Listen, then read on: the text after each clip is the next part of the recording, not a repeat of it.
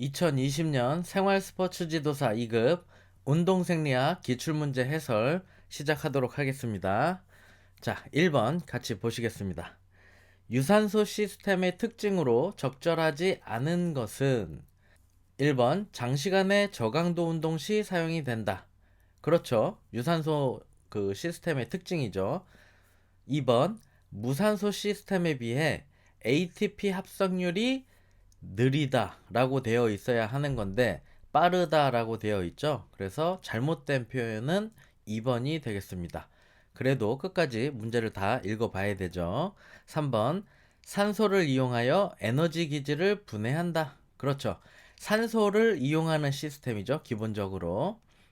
4번 에너지 기질로 탄수화물과 지방을 모두 이용할 수가 있다. 그렇죠. 우리가 유산소 시스템에서 처음 사용될 때, 즉 트레드밀 위에서 운동을 할 때 운동 초기 말하자면 한 15분 정도 전까지는 탄수화물 에너지를 주로 사용한다. 하지만 시간이 점점점 경과함에 따라 지방 에너지를 더 많은 비율로 사용하게끔 된다라는 거를 알고 있어야 되겠죠. 그래서 1번의 정답은 2번이 됩니다. 제 책 218페이지에 반영되어 있는 내용이죠. 자, 2번 보시겠습니다. 근육 내에서 산소를 운반하는 물질은 자, 산소 운반 물질이 뭐냐 이거죠. 1번 알부민. 알부민이라는 거는 이제 계란 흰자 그리고 이제 혈장에 많은 그런 단순 단백질이라고 보시면 되고요. 2번 신경 전달 물질. 신경 전달 물질은 말 그대로 신경 전달을 하는 그런 물질이죠.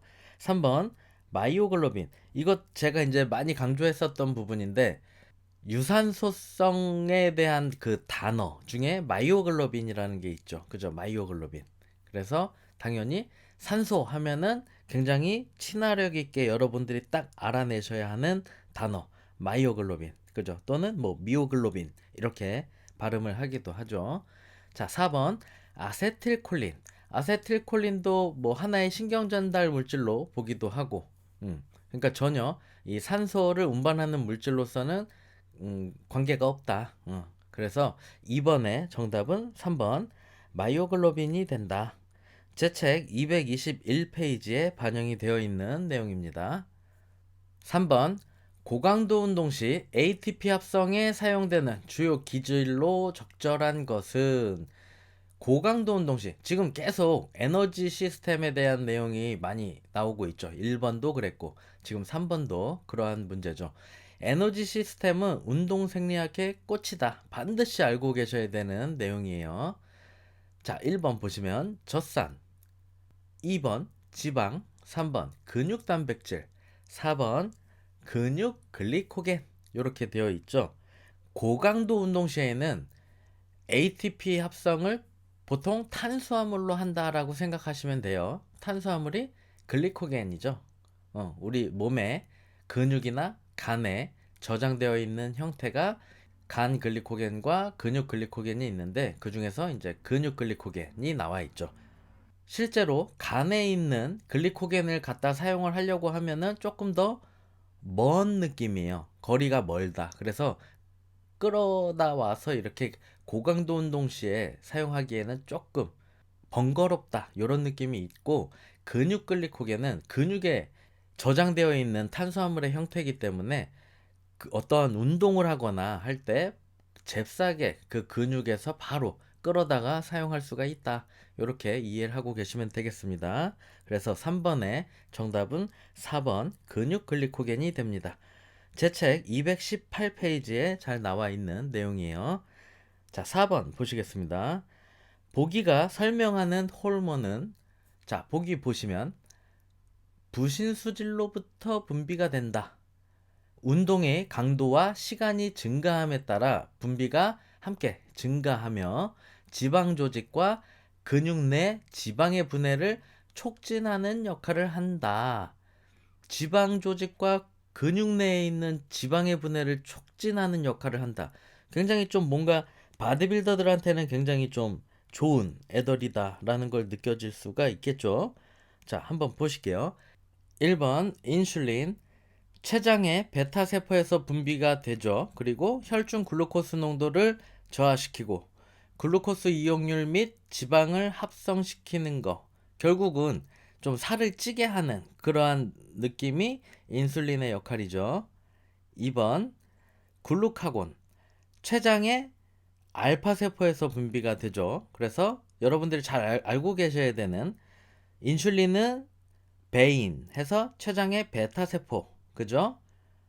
글루카곤은 글루 가면 아파. 제가 이렇게 설명을 드렸었죠. 글루 가면 안 돼. 글루 가면 아파. 이렇게. 그래서 췌장의 알파세포에서 분비가 된다. 이렇게 외워라 라고 말씀드렸었죠. 혈중 글루코스 농도를 증가시키고 단백질 및 지방 분해를 증가시킨다. 얘도 지방 분해를 증가시키기 때문에 좀 좋은 애들이다 라고 볼 수도 있겠죠. 우리 입장에선. 3번 에피네프린. 에피네프린은 기본적으로 부신수질로부터 분비가 됩니다. 그렇기 때문에 바로 이건가 보다 라는 걸 알 수가 있겠죠. 그렇지만 또 그 다음 보기까지 잘 보셔야 된다 라는 거 주의하시고요. 운동의 강도와 시간이 이제 증가함에 따라서 같이 분비가 증가하게 됩니다. 이 에피네프린은 기본적으로 약간 스트레스성 호르몬이라고 보시면 돼요. 그러니까 운동 시간이 증가하면 같이 그에 따라 함께 증가하고 지방 조직과 근육 내 지방의 분해를 촉진하는 역할을 하죠. 그래서 정답은 3번 에피네프린이 되겠습니다. 자, 4번 끝까지 보시면 알도스테론, 부신 피질에서 분비가 되는 호르몬이에요. 그렇죠? 그리고 신장에서 이제 주로 활동을 하는 거죠. 신장에서 나트륨이나 칼륨 이온에 대한 교환을 하고 그러한 부분을 조절해주는 역할을 한다. 알도스테론도 굉장히 중요한 부분이에요. 그래서 지금 여기 보기에 나와 있는 인슐린, 글루카곤, 에피네프린, 그리고 알도스테론, 이거는 잘 알고 계셔야 되는 단어들입니다. 제 책에 잘 나와 있으니까 반드시 꼭 운동 생리학을 준비하시는 분들이라면 알고 계실 수 있도록 하시기 바랍니다. 제 책 234페이지에 나와 있었던 내용입니다. 5번 장기간의 저항성 트레이닝에 따른 골격근의 적응으로 적절하지 않은 것은 1번 근형질의 양이 증가한다. 그렇죠. 2번 근원섬유의 수가 증가한다. 그쵸. 근원섬유의 수도 증가할 수가 있죠. 3번 속근섬유의 단면적이 증가한다. 그렇죠. 그런 식으로 근비대가 일어나게 되죠. 4번 미토콘드리아의 밀도가 증가한다. 미토콘드리아, 이것도 아까 우리가 위쪽에서 봤었던 것처럼 유산소성 단어다라고 많이 제가 강조했었던 부분이에요. 미토콘드리아 하면 산소에 대한 공장이다, 이렇게 많이 강조를 했었는데, 즉 유산소성 트레이닝에 의한 적응 현상에서 나타날 수 있는 부분이다. 그래서 이 4번이 적절하지 않은 거다라고 볼 수가 있겠죠. 5번의 정답은 4번. 제 책 221페이지에 반영이 되어 있는 내용입니다. 6번 보기의 기역과 니은에 들어갈 용어를 바르게 나열한 것은, 자, 보기를 보시면 지구성 트레이닝에 대한 적응으로 최대 동정맥 산소차는 어때야 하고 최대 일회 박출량은 어때야 한다 라고 되어 있죠. 기본적으로 지구성 트레이닝을 열심히 해서 반응이 일어나고 적응이 일어나면 이러한 부분, 동정맥 산소차, 동맥과 정맥의 그 산소 농도 차이는 증가하는 게 좋은 거죠. 체력이 좋아지고 있다라는 거라고 보시면 돼요. 그리고 최대 1회 박출량도 당연히 한 번에 뿜어낼 수 있는 스트로크 볼륨 자체도 증가하게 되죠. 그래서 6번의 정답은 1번이 됩니다. 제 책 220페이지에 반영되어 있는 내용이에요. 7번 보기의 신경세포 구조 및 전기적 활동에 관한 적절한 설명을 고른 것은, 보기를 보시면 기억, 안정시 신경세포막의 안쪽은 나트륨의 농도가 높고 바깥쪽은 칼륨의 농도가 높다. 이렇게 되어 있는데 이게 지금 설명이 바뀌어 있는 부분이다라고 보셔야 돼요. 다시 말하면 안정시 신경세포막의 안쪽은 칼륨 이온의 농도가 높은 거예요. 그리고 바깥쪽은 나트륨에 대한 그 농도가 더 높다. 이렇게 보셔야 되는 겁니다. 지금 반대로 써져 있는 겁니다. 그래서 잘못된 표현이다. 니은 역치는 신경세포막의 차등성 전이가 안정막 전이로 바뀌는 시점을 말한다. 아니죠. 역치가 뭐예요? 기본적으로 역치에 도달해야지만 활동 전이가 발생이 된다. 이런 거 많이 제가 강조했었죠. 이런 내용 이해하고 계실 건데, 즉 역치는 전기적 또는 화학적 자극을 받게 되는 최소한의 탈분극을 말한다. 이렇게 표현할 수가 있겠죠. 그래서 이것도 적절하지 않은 설명이다. 역치에 대한 잘못된 설명이다. 이렇게 볼 수가 있겠죠. 디귿 활동 전이는 신경세포막의 탈분극을 유도한다. 그렇죠. 역치에 도달해야 활동 전이가 일어나고 신경세포막의 탈분극이 일어나게끔 되는 거죠. 리을 신경세포는 신경근접합부를 통해서 근섬유와 상호 신호 전달을 한다. 그렇죠. 올바른 설명이죠. 그래서 7번의 정답은 4번 디귿 리을이 된다. 제 책 223페이지에 반영이 되어 있는 내용이에요. 8번 적혈구 용적률에 관한 설명으로 적절한 것은 적혈구 용적률이 뭔지를 알아야 되겠죠. 적혈구 용적률은 전체 혈액 중에 적혈구가 차지하고 있는 비율을 의미하는 겁니다. 높은 적혈구 용적률은 혈액의 농도가 높아져서 혈류의 흐름을 방해하게 됩니다. 그래서 지금 일반적으로 성인 여성이 40% 정도고 성인 남성이 45% 정도라고 보시면 돼요. 그래서 여성이 남성에 비해서 약간 낮은 그런 적혈구 용적률을 갖고 있다라고 보시면 되고 60%면 혈액의 농도가 높아져서 혈류의 흐름을 방해할 수 있는 그러한 상태다라고 보시면 돼요. 1번 보시면 높은 적혈구 용적률은 혈액의 흐름을 수월하게 한다 이렇게 되어 있으니까 당연히 잘못된 표현인 거고 2번 일반적으로 성인 여성이 성인 남성보다 높은 적혈구 용적률을 보인다 이렇게 되어 있으니까 이것도 반대로 되어 있는 거죠. 남성이 더 높은 적혈구 용적률을 보인다 이렇게 되어야 되는 건데 잘못 표현된 부분입니다. 3번 전체 혈액량 대비 혈장량의 비율이 높을수록 적혈구 용적률은 낮다 이렇게 되어 있는데 이게 적절한 표현이 됩니다. 즉 지구성 트레이닝을 열심히 한 사람들은 혈장량이 증가하게 돼서 적혈구 용적률이 증가하게 된다 이렇게 보시면 되는 거예요. 4번 지구성 트레이닝에 대한 적응으로 혈장량이 감소하여 적혈구 용적률은 증가한다 이렇게 되어 있는데 이거는 틀린 잘못된 표현이라고 볼 수가 있겠죠.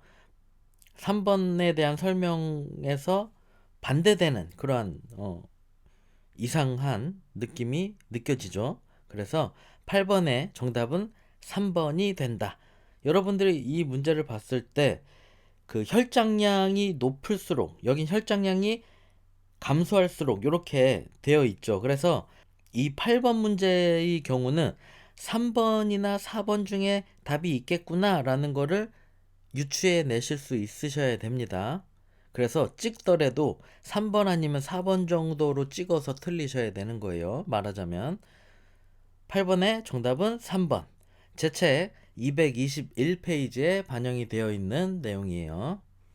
9번 근세사 활주설에 관한 설명으로 적절하지 않은 것은 1번 액틴은 근절의 중앙 부위로 마이오신을 잡아당긴다. 이렇게 되어 있는데 이게 지금 설명이 뒤집혀져 있죠. 마이오신은 근절의 중앙 부위로 액틴을 잡아당긴다. 이렇게 되어 있어야 돼요. 제가 설명드릴 때 마이오신 해서 네 글자, 액틴은 액틴 두 글자, 그죠? 네 글자가 더 두텁고 남자다운 느낌이고, 액틴은 가늘고 약간 여리여리한 여성의 느낌이다, 이렇게 설명을 드렸었죠. 그래서 남자가 여자를 이리 와 하면서 껴안는 그러한 느낌으로 기억을 하셔라, 이렇게 표현을 했죠. 그래서 마이오신이 액틴을 잡아당긴다 라고 되어 있어야 되는 거예요. 그래서 적절하지 않은 거는 1번 바로 나왔는데, 그래도 밑에 한번 쭉 같이 또 읽어볼게요. 2번, 마이오신 머리에 있는 인산기가 방출되면서 파워 스트로크가 일어난다. 그렇죠. 3번, 활동전이는 근영질 세망으로부터 나온 칼슘 이온을 근영질 내로 유입하게 한다. 그렇죠. 4번, 칼슘 이온은 액틴 세사의 트로포닌과 결합하고 트로포닌은 트로포마이오신을 이동시켜 마이오신 머리가 액틴과 결합할 수 있도록 한다. 그렇죠. 그래서 다 올바른 설명입니다. 9번의 정답은 1번이 됩니다. 제 책 228페이지에 반영이 되어 있는 내용이에요. 10번, 보기는 산소 헤모글로빈 해리곡선의 운동 시 변화에 관한 설명이다. 기억 니은 디귿 리을에 들어갈 용어를 바르게 나열한 것은, 그림을 이제 보시면 요렇게 오른쪽으로다가 이렇게 굴곡져서 모양이 잡혀져 있는데, 자, 이 부분을 일단 잘 보시고 이 산소 해리곡선에 대한 내용을 일단 이해를 하셔야 되겠죠. 산소 해리곡선은 산소와 이산화탄소의 주 운반체인 헤모글로빈으로부터 산소가 떨어져서 조직으로 공급되는 정도를 그래프로 나타낸 것을 의미하는 겁니다. 높은 온도, 그리고 조직 내에 높은 이산화탄소의 양이거나 낮은 pH일수록 산소 해리는 평소보다 더 잘 이루어지게 된다. 혈액에 남아있는 산소의 양은 더 줄어들게 되고 산소 친화력을 감소시키게 되기 때문에 조직으로의 산소 공급을 촉진하게 된다. 그렇기 때문에 해리 곡선은 우측으로 이동하게 된다라고 보시면 돼요. 만약에 반대로 온도가 낮고 조직 내에 높은 산소량을 갖고 있고 높은 pH 농도에서는 산소의 해리가 잘 이루어지기가 어렵기 때문에 조직으로의 산소 공급이 당연히 힘들게 되겠죠. 그럼 이때는 해리 곡선은 좌측으로 이동을 하게 된다, 이렇게 보시면 됩니다. 보기를 보시면 심부 체온이 증가하여 산소 헤모글로빈 해리 곡선은 오른쪽으로 이동을 하며 헤모글로빈의 산소 친화력을 감소시킨다. 신체의 pH가 감소하여 산소 헤모글로빈 해리 곡선은 오른쪽으로 이동을 하고 헤모글로빈의 산소 친화력을 감소시킨다. 이렇게 보시면 되죠. 그래서 10번의 정답은 1번이 됩니다. 11번, 보기의 근수축 유형에 따른 힘, 속도, 파워 간의 관계에 관한 설명으로 적절한 것만 고른 것은, 보기 보시면 신장성 수축은 수축 속도가 빠를수록 힘이 더 증가한다. 그렇죠. 이건 올바른 설명이죠. 신장성 수축, 이렇게 더 찢어지는 수축을 이야기하는 거죠. 벤치프레스 같은 걸 할 때 이렇게 가슴 방향으로 발을 내릴 때, 요때가 신장성 수축이죠. 요때 수축 속도가 빠르면 힘이 더 증가하게 된다 라는 내용이에요. 니은 단축성 수축은 수축 속도가 빠를수록 최대 파워가 더 감소한다 라고 되어야 되는데 증가한다 이렇게 되어 있으니까 잘못된 설명이고, 디귿 동일 근육에서의 느린 단축성 수축은 빠른 신장성 수축에 비해 더 작은 힘이 생성된다, 이렇게 봐야 되죠. 그래서 이건 잘못된 설명이죠. 큰 힘이 생성된다 이렇게 되어 있으니까. 자, 리을 동일 근육에서의 신장성 수축은 단축성 수축에 비해 같은 속도에서 더 큰 힘이 생성이 된다. 그렇죠. 이것도 올바른 설명입니다. 그래서 기역과 리을 요렇게가 올바른 설명. 11번의 정답은 3번이 됩니다. 제 책 230페이지에 반영이 되어 있는 내용이에요.